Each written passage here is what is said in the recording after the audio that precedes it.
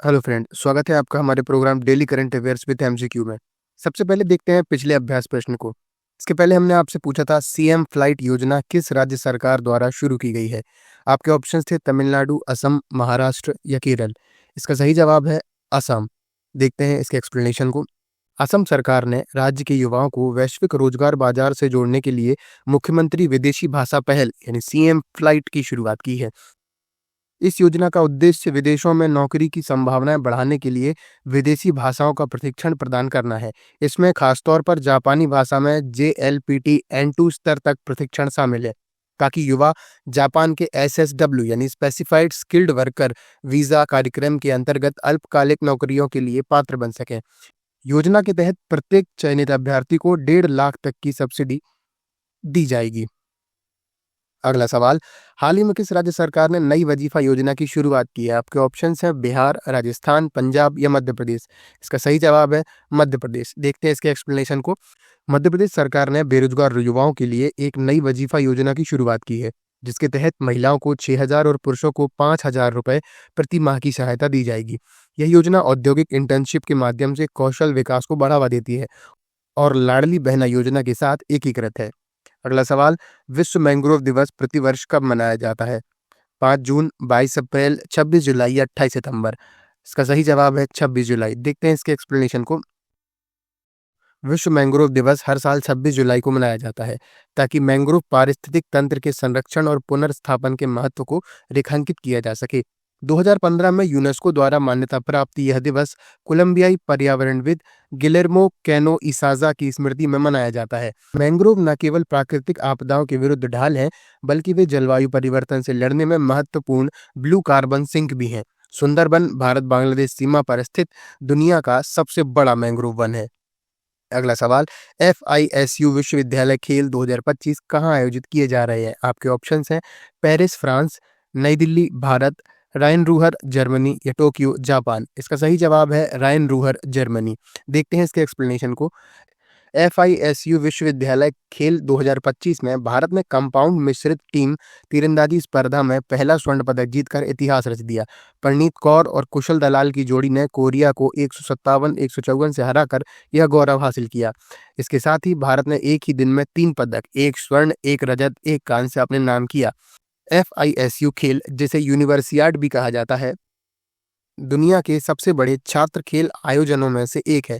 Compound तीरंदाजी को अब लॉस एंजलिस 2028 ओलंपिक में शामिल कर लिया गया है, जिससे यह जीत और भी महत्वपूर्ण बन जाती है। अगला सवाल, भारत की पहली हाइड्रोजन संचालित ट्रेन कोच का परीक्षण किस स्थान पर किया गया है। आपके ऑप्शंस हैं भुवनेश्वर, नई दिल्ली, चेन्नई या वाराणसी। इसका सही जवाब है चेन्नई। देखते हैं इसके एक्सप्लेनेशन को। भारत ने 25 जुलाई 2025 को चेन्नई स्थित इंटीग्रल कोच फैक्ट्री ICF में अपनी पहली हाइड्रोजन संचालित ट्रेन कोच का सफल परीक्षण कर हरित परिवहन की दिशा में एक ऐतिहासिक कदम उठाया। यह कोच घरेलू रूप से विकसित किया गया है और 1200 हॉर्स पावर की क्षमता रखता है।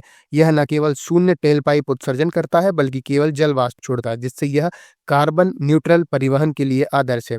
बता दें कि इस परियोजना के तहत भारत ने हाइड्रोजन फॉर हेरिटेज योजना शुरू की है, जिसमें 35 हाइड्रोजन ट्रेनों को शामिल किया जाना है। अगला सवाल, पेन ट्रांसलेट अवार्ड 2025 में गीतांजलि श्री की किस पुस्तक को सम्मानित किया गया। आपके ऑप्शंस हैं रेत समाधि, टॉम्ब ऑफ सैंड, कभी यहाँ हाथी रहते थे या बेताल की कहानियां। इसका सही जवाब है कभी यहाँ हाथी रहते थे। हिंदी साहित्य की प्रतिष्ठित लेखिका गीतांजलि श्री को उनकी पुस्तक कभी यहाँ हाथी रहते थे, अंग्रेजी अनुवाद वंस एलिफेंट्स लिव्ड हियर के लिए 2025 का पेन ट्रांसलेट अवार्ड प्रदान किया गया। इस पुस्तक का अनुवाद डेजी रॉकवेल ने किया, जिन्होंने पहले रेत समाधि टॉम्ब ऑफ सैंड के लिए भी अंतर्राष्ट्रीय बुकर पुरस्कार में योगदान दिया था। पेन ट्रांसलेट पुरस्कार का उद्देश्य विश्व भर की उत्कृष्ट साहित्यिक कृतियों को अंग्रेजी में अनुवादित कर वैश्विक स्तर पर लाना है। अगला सवाल, हाल ही में रवांडा के प्रधानमंत्री के रूप में किसे नियुक्त किया गया है। आपके ऑप्शंस हैं एडोर्ड एनगिरेंटे, पॉल कागामे, जस्टिन नेसेंग्यूम्वा या थॉमस नाबांजा। इसका सही जवाब है जस्टिस नेसेंग्यूम्वा। 24 जुलाई 2025 को रवांडा के राष्ट्रपति पॉल कागामे ने जस्टिन नेसेंग्यूम्वा को देश का नया प्रधानमंत्री नियुक्त किया। वह एडोर्ड एनगिरेंटे का स्थान लेंगे, जिन्हें अगस्त 2017 से सेवा देने के बाद बर्खास्त किया गया। जस्टिन नेसैंग-युम्बा एक अनुभवी अर्थशास्त्री और लोक सेवक हैं, जिन्होंने पहले रवांडा के व्यापार, उद्योग और शिक्षा मंत्रालय में काम किया है। उन्होंने यूके में भी वरिष्ठ आर्थिक सलाहकार और नीति प्रबंधक के रूप में कार्य किया है। अगला सवाल, तुर्की की पहली स्वदेशी हाइपरसोनिक मिसाइल का क्या नाम है? बोरा 2, यिल्दिरिम, तैफून ब्लॉक 4, हिसार O+। इसका सही जवाब है तैफून ब्लॉक 4। तुर्की ने जुलाई 2025 में 17वें RDEF रक्षा मेले के दौरान अपनी पहली स्वदेशी हाइपरसोनिक बैलिस्टिक मिसाइल यानी तैफून ब्लॉक 4 का अनावरण किया। इस मिसाइल को रॉकेनस्टाइन द्वारा विकसित किया गया है और यह मैक 5 से अधिक की गति प्राप्त करने में सक्षम है। तैफून ब्लॉक 4 का उद्देश्य लंबी दूरी पर स्थित उच्च मूल्य रणनीतिक लक्ष्यों को अत्यधिक सटीकता से भेदना है। इसकी मार्गदर्शन प्रणाली में जड़त्वीय नेविगेशन प्रणाली यानी INS के साथ GPS और ग्लोनास शामिल है, जिससे यह 5 मीटर की अधिकतम त्रुटि सीमा के साथ लक्ष्य भेद सकती है। यह मिसाइल अत्याधुनिक वायु रक्षा प्रणालियों को चकमा देने में भी सक्षम है। अब देखते हैं आज के अभ्यास प्रश्न को। हाल ही में मणिपुर में राष्ट्रपति शासन किस तारीख तक बढ़ा दिया गया है?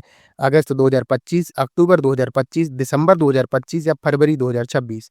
इसका जवाब आप हमें कमेंट सेक्शन में भेजिए। तब तक के लिए धन्यवाद।